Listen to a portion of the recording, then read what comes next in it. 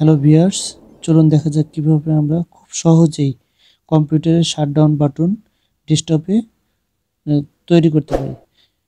সাধারণত আমরা নিচে স্টার্ট মেনু থেকে পাওয়ার বাটন দেন এখানে ক্লিক করলে আমরা শাটডাউন বাটনে গিয়ে দেন আমাদের কম্পিউটার শাটডাউন করতে হয়। এটা না করে আমরা খুব সহজেই ডেস্কটপে একটি সফটওয়্যার তৈরি করে আমরা ডেস্কটপ থেকে ক্লিক করে যে কোনো কম্পিউটার শাটডাউন করতে পারি। প্রথমে আমরা চলে যাব নিউয়ে, দেন আমরা শর্টকাট এখানে আমরা লিখব শাটডাউন, দেন আমরা লিখব হলো স্ল্যাশ, তারপরে আমরা দিব হলো এস, দেন স্পেস স্ল্যাশ এফ স্পেস টি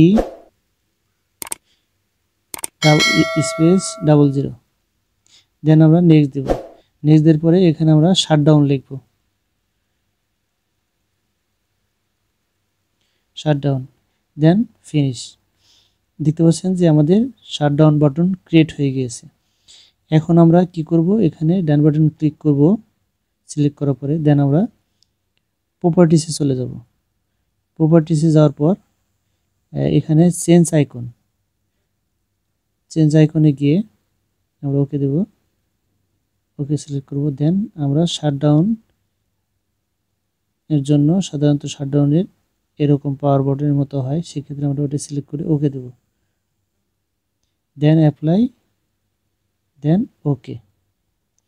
এটা ক্লিক করার ফলে এখন এই বাটনের উপরে যদি আমরা ডাবল ক্লিক করি সেক্ষেত্রে আপনার কম্পিউটার বন্ধ হয়ে যাবে। আমাদেরকে আর উইন্ডোজের স্টার্ট মেনুতে গিয়ে দেন পাওয়ার দেন শাটডাউন আর শাটডাউন করার প্রয়োজন নেই। আমরা ডাইরেক্টলি ডেস্কটপ থেকেই শাটডাউন করতে পারবো। ধন্যবাদ সবাইকে।